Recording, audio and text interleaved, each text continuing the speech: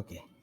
Nah, dari hasil contoh kalian kemarin yang pastinya nanti sudah berelasi ya, karena kalau kata tadi kita export akan berelasi di dalamnya database library, kemudian ada more designer, ini harusnya normalnya sudah berelasi. Oke ya, ini sudah.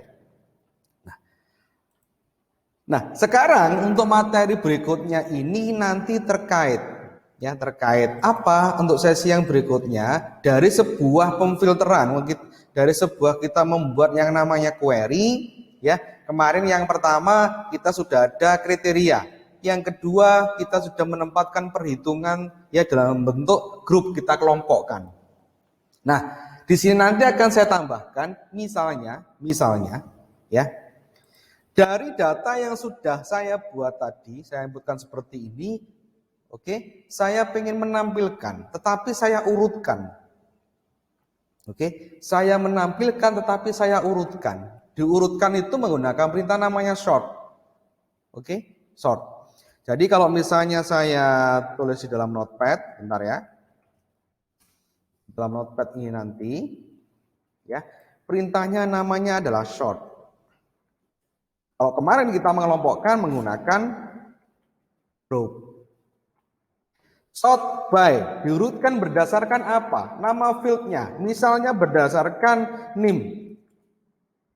Diurutkan secara ascending maupun descending. Kalau ascending itu sama dengan Excel kemarin, kita mengurutkan dari yang terkecil sampai terbesar. Kalau descending kita mengurutkan dari yang terbesar sampai terkecil. Sort by. Ya, kalau misalnya ini kalian terapkan dalam perintah select, menseleksi ya, sebuah field, select bintang from, ya, misalnya from buku, sort by,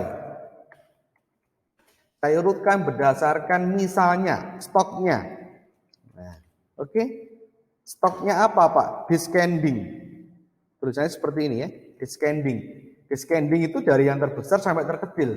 Nanti yang tampil di atas adalah stok terbesar. Tetapi kalau saya gunakan ascending, ya, maka buku ini saya tampilkan berdasarkan stok yang paling kecil di atas. Contoh seperti itu ya. Kita menggunakan perintah namanya sort by. Nah, ini nanti kalau misalnya saya terapkan ya dalam sebuah database. Contoh di sini saya nanti pengen menampilkan ya dari histori peminjaman. Ini peminjaman ya. Saya pengen mengurutkan. Yang saya urutkan apa? Misalnya kan ya, yang tanggal batas pengembaliannya. Misalnya ya, di bawah tanggal berapa, misalnya gitu. Oke, sehingga nanti di sini nanti kalau misalnya saya menyeleksi tersebut, ya, saya select bintang from history tadi, kemudian di sini saya tambahkan sort, sorry bro, bukan sort namanya, sort itu kalau di Excel ya. Kalau di sini namanya order by, bukan sort, sorry. Namanya order by. Saya urutkan berdasarkan ya. Di sini kita cari order apa? By. By-nya by apa? Kita ajukan misalnya berdasarkan tanggal pengembalian, Pak. Tanggal pengembalian itu yang mengembalikan paling telat itu yang taruh di atas, maka saya buat descending. Sehingga nanti kalau saya tampilkan ya, maka tanggal yang paling besar akan berada di atas. 2016, 63 ya, maka akan di atas. Nah, sekarang kalau misalnya Pak, ini order ya, order by, saya urutkan. Saya ingin mencari ya, yang tanggal pengembaliannya atau yang telat ya, saya ingin menampilkan ya, tanggal pengembaliannya itu misalnya di atas tanggal 10 bulan 5 misal tahun 2016 misal ya. Sehingga nanti di sini kan kalian bisa menambahkan apa? Kondisi where-nya. Where tanggal batas pengembalian ini nanti lebih besar. Oke, lebih besar tanggal berapa? Ya, kalian tulis yaitu 2016. Oke, kemudian tanggal bulan 10, bulan 5 ya. Bulan 5 tanggal 10. Jadi kondisinya adalah tanggal pengembalian di atas. Sehingga nanti kalau kalian tampilkan, ya cuma ada 2. Lebih besar ya, sama pakai petik nanti. Kalau di antara gimana Pak? Nah, kalau di antara itu kan ring ya. Misalnya dari tanggal pengembalian di atas tanggal 7 bulan 5 sampai, berarti saya menggunakan N. Oke, N-nya apa? N tanggal pengembalian. Begitu ya. N tanggal pengembalian lebih kecil dari 2016, misalnya bulan 6 ya, tanggal 10 juga misal. Jadi ini antara menggunakan N. Ya, tanggal pengembalian lebih besar sekian dan tanggal pengembalian lebih kecil sekian. Itu maksudnya dalam kategori ring di antara. Nanti yang muncul akan seperti itu. Oke, ini kalau nanti dari bentuk tanggal yang kalian gunakan, kemudian kalian urutkan berdasarkan tanggal pengembalian menggunakan order by. Ada group by, ada order by, nanti buat itu. Grup mengelompokkan, order by buat mengurutkan. Nah, kemudian dalam sebuah perintah select ini, ya, atau menampilkan sebuah data dalam bentuk query ini nanti, dalam penyeleksian field-nya, kalian juga bisa menambahkan fungsi logika if. Selain kemarin kalian menggunakan function sum, count, dan sebagainya. Bisa ditambahkan if Pak, bisa. Suatu misal ya. Suatu misal di sini nanti di dalamnya member ini ada jenis kelamin nggak ini? Saya cek dulu ya. Dalam member tidak ada jenis kelamin. Oke. Saya cek di dalamnya kemarin ya, data yang pertama aja mahasiswa. Di mahasiswa ini ada jenis kelamin. Nah ini kebetulan kan 1, 2 ini kan bagi kalian yang membuat tabel bisa. Tetapi bagi orang yang menjalankan belum bisa. Ini kok jenis kelaminnya ada 1. Kemudian satunya loh jenis kelaminnya ada 2. Nanti a priori nanti kan ya. Nah, sehingga misalnya nanti ya, kalau kalian buatkan sebuah query, misal ya, select bintang from mahasiswa. Bintangnya ini saya pengen menganti sebuah nama fieldnya ya. NIM-nya, koma, namanya, koma, jenis kelamin. Nah, jenis kelamin ini nanti saya buatkan fungsi logika. Jika itu nanti 1 maka pria, ya. Jika 2 maka wanita. Di sini nanti boleh kalian tambahkan perintah. If JK sama dengan 1, maka oke, di sini anggap saja pria. Selain itu, di sini adalah wanita. Oke, dalam kurung jangan lupa dikasih nickname. Ya, misalnya di sini saya ganti Jekyll. Nah, jadi di sini pun nanti kalian bisa menambahkan fungsi logika. Ya, kita jalankan. Nah, berarti nanti yang 1 akan berubah jadi pria, yang 2 akan berubah jadi wanita. Oke, ini nanti akan memudahkan. Nah, ini beberapa kalau kalian menampilkan sebuah query. Nah, sekarang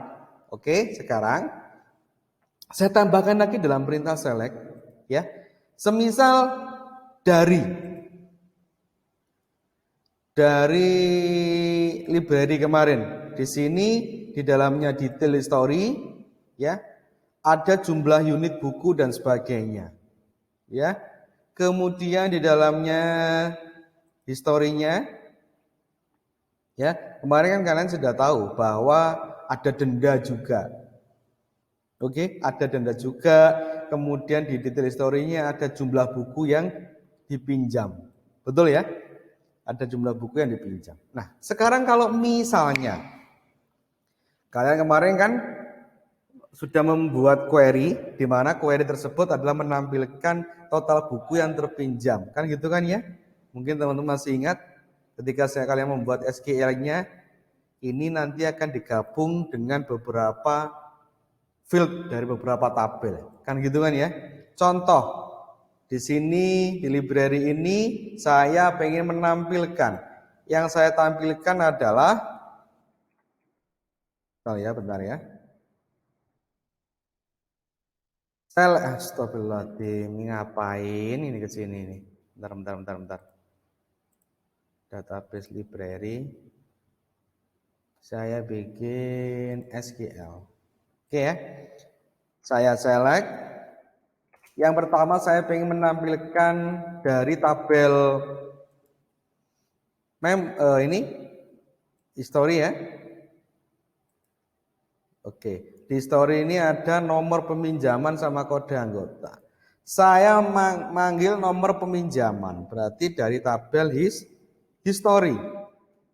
Titik nomor peminjaman. Kemudian saya punya history, yaitu tanggal peminjaman. Oke, koma. Misalnya di sini ya, koma. Saya tambahkan dari tabel member. Oke, saya di sini milih member. Titik yang saya ambil adalah namanya. Koma, ya, kemudian ambil dari buku. Ya, dari book yang saya ambil adalah judul buku. Oke. Koma lagi, saya ambil dari detail. Dari detail ini yang saya ambil adalah jumlah unitnya. Oke, sehingga nanti akan saya gabung from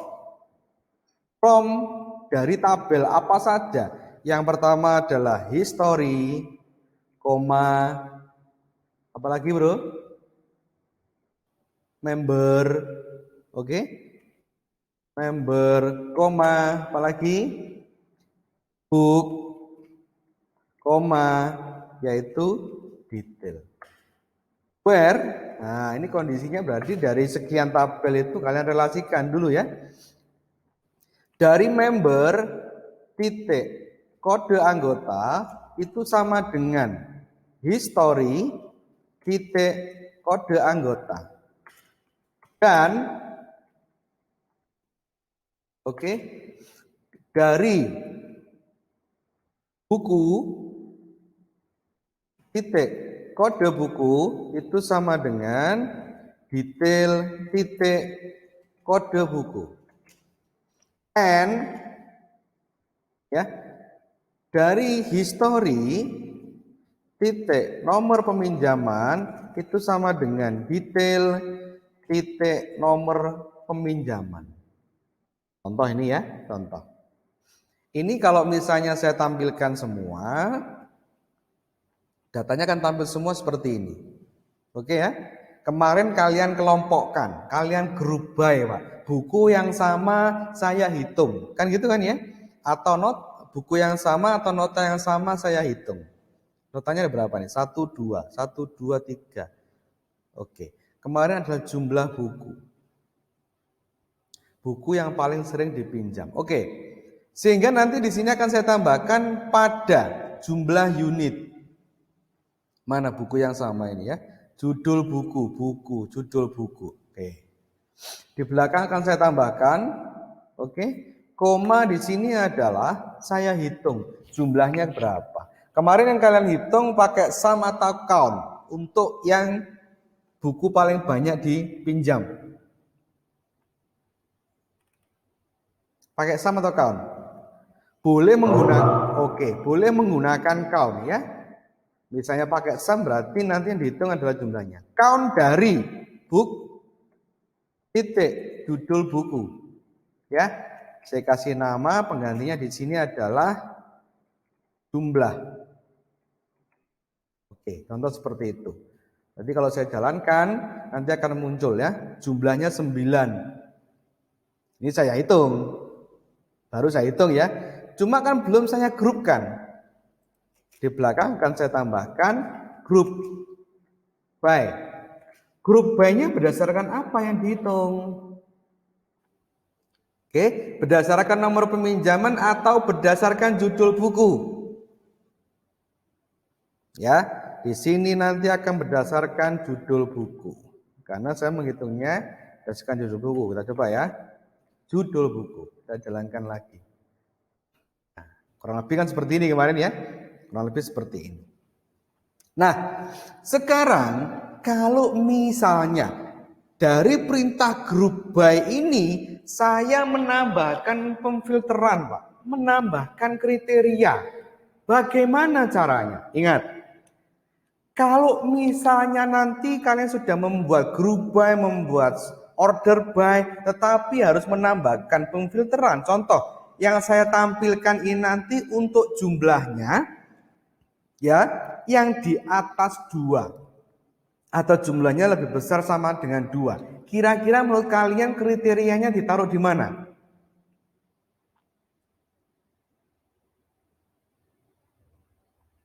Kira-kira. Kalau normalnya tadi sebelum saya jadikan group by itu akan terhitung semuanya, muncul semua. Setelah saya jadikan group by, maka kalian tidak akan bisa menambahkan kriteria masuk dalam where. Tidak boleh di sini kalian tambahkan seperti ini, tidak boleh. Ya, misalnya ya, sebelum group by saya tambahkan apa?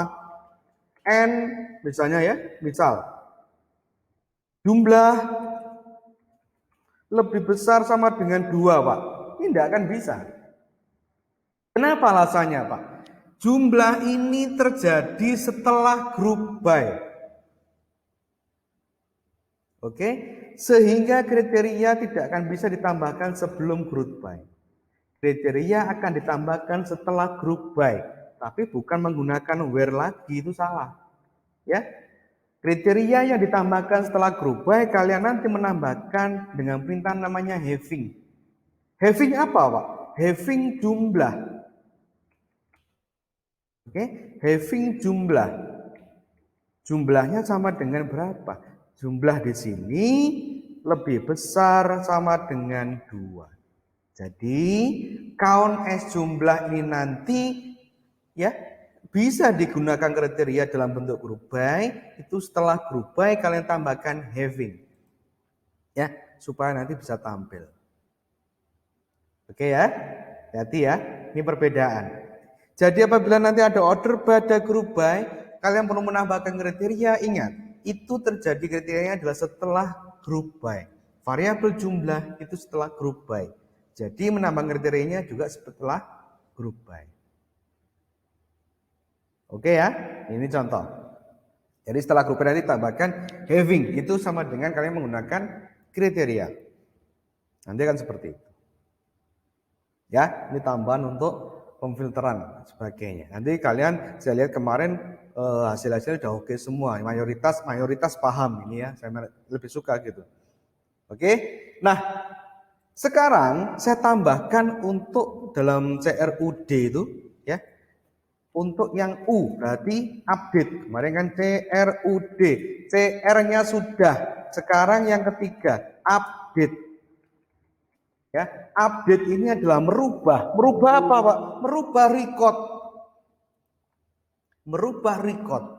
Maksudnya apa, Pak? Contoh, ketika kalian masukkan sebuah datanya salah, ya, dalam data member misalnya, ya, data member ini namanya salah, Pak. Ingat, kuncinya apa? Kuncinya adalah primary key yang ada di sini. Primary key-nya apa? Kode anggota itu patokan. Jadi hati-hati. Ya, ini sebagai patokan, makanya harus primary key itu seperti itu. Kalau misalnya contoh di sini ya, Rahardian itu harusnya Reza Rahardian, Pak. Misal.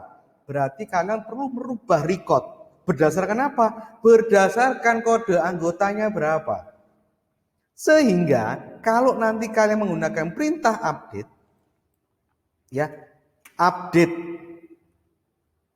Apa yang mau diupdate? Misalnya ya, update to tabel. Tabelnya apa? Tabelnya misalnya member. Oke. Set. Ya, yang di set sekarang apa? Set itu adalah yang mau dirubah. Yang mau dirubah adalah nama anggota, Pak. Oke, nama anggota. Set nama anggota sama dengan. Nah, ini dirubah apa? Ya, dirubah misalnya Reza Rahardian. Oke. Jadi di dalamnya member itu saya akan merubah nama anggota menjadi Reza Rahardian. Dan ini harus ditambahkan sebuah kriteria. Kenapa, Pak? Kalau tidak ditambahkan kriteria, maka semua nama anggota akan berubah menjadi Reza Rahardian. Semua anggota. Maka ditambahkan kriteria. Where? Saya akan merubah nama anggota menjadi Reza Rahardian, Pak. Di mana yang saya rubah itu kode anggotanya sama dengan misalnya ya A002. Nah, contoh seperti itu. Jadi saya akan merubah nama anggota menjadi Reza Rahardian, Pak, di mana yang kode anggotanya adalah A002. Nah, berarti nanti di sini otomatis A002 ini akan berubah. Sekarang kita coba. Ya, saya menggunakan perintah update. Kalau kalian kesulitan di sini ngetiknya, di sini ada beberapa tombolnya, pilih aja update, Pak. Ya, update member set. Nah, ini saya hilangkan dulu ya. Apa yang mau dirubah? Update member set. Nama anggota menjadi apa? Menjadi Reza Rahardian. Oke, where? Kondisinya apa? Kondisinya adalah yang kode anggotanya sama dengan A002. Betul lah, seperti itu tadi datanya. Coba saya cek dulu ya. Oh, nolnya ada 3. Gak apa-apa ya. A002. Begini ya. Update member set nama anggota. Oke, sekarang saya jalankan. Oke. Sudah berhasil, kalian bisa ngecek. Maka Reza Rahardian akan berubah. Ya, contoh seperti itu. Loh Pak, kalau saya ngupdate-nya tidak hanya nama anggota, Pak. Contoh saya juga ngupdate kotanya, karena kotanya juga salah. Reza Rahardian itu bukan Malang, Jakarta, misalnya. Sekarang saya rubah, Reza Rahardian ini salah lagi namanya, Pak. Harusnya Rahardian, cuma kotanya Jakarta. Itu kan ya. Berarti nanti di sini ketika kalian membuat sebuah update-nya, update member set nama anggota menjadi Reza, ya, koma, apa selanjutnya? Kotanya, Pak. Kota, ya, sama dengan. Kotanya sama dengan apa? Kotanya sama dengan Jakarta. Berarti ini nanti akan ada 2 field yang dirubah datanya. Nama anggota dan kota. Di mana yang saya rubah tadi, yang kode anggotanya adalah A002. Sehingga kalau nanti saya jalankan, ya akan terupdate di sini. Tadi namanya menjadi Rahardian, kotanya menjadi Jakarta. Oh ya, itu untuk perintah update. Anda akan seperti itu. Ingat, primary key sebisanya jangan sampai diupdate. Oke, kalau nanti primary key terupdate, otomatis yang lainnya juga ikut terupdate. Yang foreign key nanti ikut terupdate semua. Ya, kira-kira seperti itu. Jadi di sini nanti dari perintah update itu, ya tujuannya adalah merubah recordnya. Mungkin ada yang salah. Loh Pak, kalau kriterianya Pak, kriterianya apa? Boleh lebih dari 1? Boleh kriteria, sama dengan yang select kemarin. Kalian misal ditambahkan di sini N, ya misalnya gitu, N nomor teleponnya berapa, misal boleh, kriteria boleh lebih dari 1, 2, 3, 4, 5, tidak masalah. Ya, bahkan yang diupdate pun boleh lebih dari 1 Pak, boleh. Berarti tidak hanya nama anggota saja, misalnya ya, kota, nomor telepon boleh. Kriterianya juga bisa lebih dari 1. Itu sama dengan yang kita menggunakan select tadi. Ini kalau misalnya ada perubahan. Nah, yang terakhir yaitu apa? D, delete. Jadi setelah Yo, ini tadi nggak ada tunya, sorry. Ini insert ya. Nah, yang terakhir adalah delete.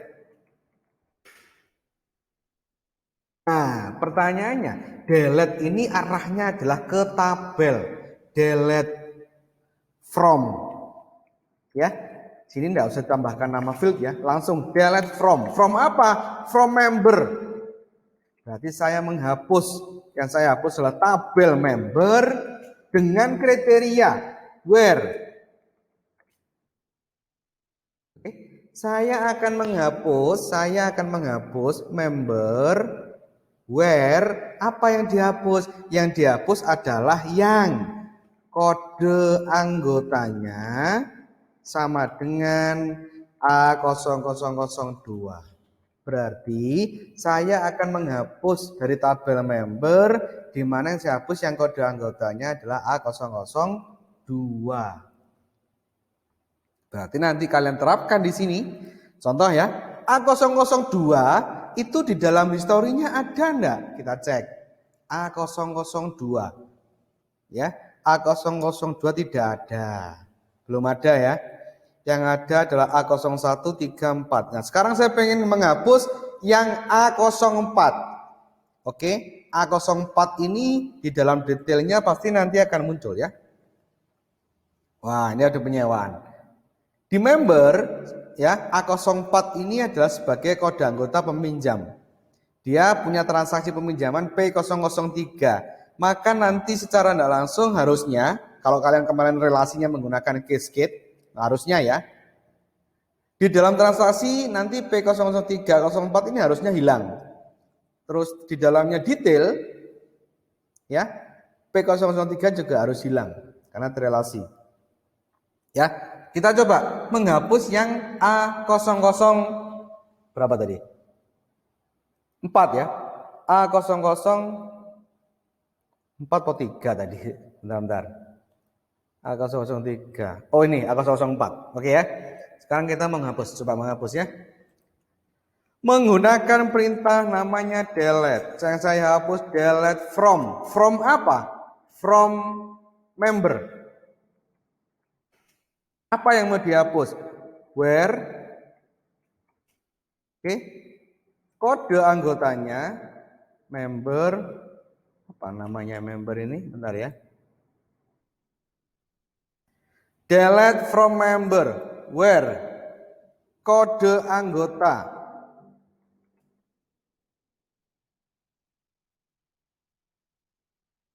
Kode anggota sama dengan A0004. Delete from member ya. Kita coba jalankan.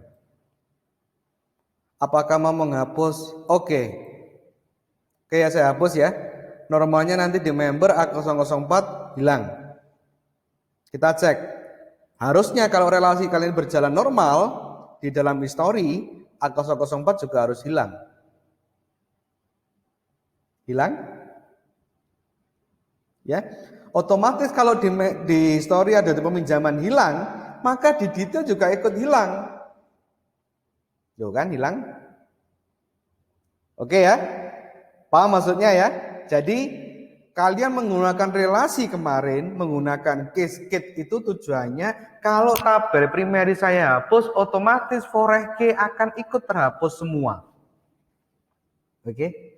Kalau mahasiswa itu punya NIM dan NIM tersebut saya hapus, maka ya nilai mahasiswa yang bersangkutan tadi, bahkan absensi mahasiswa yang bersangkutan tadi akan ikut hilang semua. Karena sumber data utamanya terhapus. Contoh itu tadi. Gitu loh Mas ya. Jadi itu fungsinya kita menggunakan relasi. Coba kalau tidak ada relasi. Kalian misalnya di member menghapus A004. Orangnya sudah hilang membernya. Tetapi ternyata di dalamnya peminjaman masih ada A004. Di dalam detail masih ada. Ternyata masih minjam dia. Loh kan nggak boleh seperti itu. Maka kalian seperti itu akan menghapus satu persatu. Itu yang dibilang gak efisien. Maka diterapkan fungsi relationship yang cascade tadi. Pak, menghapus put delete itu juga bisa menggunakan lebih dari satu kriteria. Iya, saya jawab iya. Sama, kriteria apapun bisa kalian tambahkan di situ. Oke ya. Jadi konsep utama dari sebuah SQL kemarin ya, kita belajar CRUD, dasarnya ini sudah fix. Create sudah, ya, read kita sudah, kemudian update juga sudah, delete juga sudah. Ya, 4 konsep ini nanti akan selalu digunakan dalam sebuah aplikasi yang notabene menggunakan fasilitas database, itu pasti. Karena aplikasi biasanya akan merubah data, akan menghapus data, ya kan, akan mengambil data, bahkan menambahkan data. Konsep aplikasi ini seperti itu. Ya, manajemen data akan seperti itu. Jadi, langkah awal ini sudah oke, Bro. Ya, tugas yang kemarin itu saya lihat sebagian besar sudah mumpuni, mayoritas sudah oke. Tinggal nanti pengembangannya, habis ini kita pengembangannya. Oke, mulai hari Senin nanti saya coba dari ini, dari konsep CRUD ini nanti. Oh itu, Pak, kalau mau tanya kalau update sama apa, Bro? Oke, gampang. Kalau hapus tabel gimana, Pak? Nah, kalau hapus tabel jangan menggunakan delete, beda.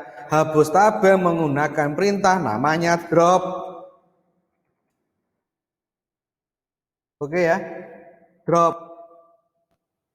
Kalau merubah tabel, Pak, kalian boleh menggunakan alter tabel. Ini merubah strukturnya. Di dalam sini, contoh library ini, ya kan? Contoh saya menghapus tabel book, ya. Kalian boleh cek di sini ya. Di dalam operation, ya. Ada fasilitas namanya drop. Ini adalah delete tabel.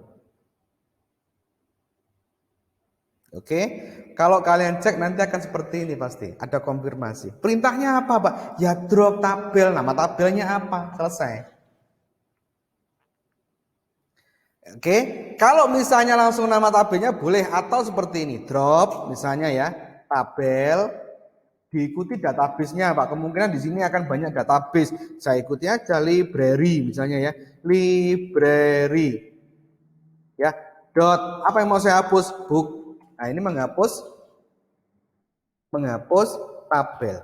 Tetapi kalau mengosongkan isinya tabel, mengosongkan recordnya tabel, kalian boleh menggunakan perintah namanya truncate. Ini mengosongkan isinya tabel. Ya, langsung saja di sini bisa ya, mengosongkan.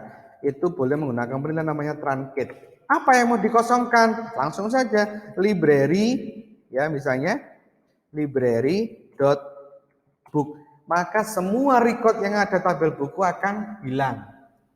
Semua isinya akan hilang. Menggunakan perintah namanya truncate. Oke ya. Loh, nah sekarang Pak, kalau misalnya saya pengen merubah namanya, contoh member ini saya rubah anggota, misalnya merubah nama tabel. Di dalam operation ini juga akan ada perintah merubah. Oke, rename. Ini boleh diganti langsung. Rename tabelnya apa? Saya ganti anggota misal. Ya, sebenarnya perintahnya namanya alter tabel nanti, nggak apa-apa. Ya, nanti akan muncul.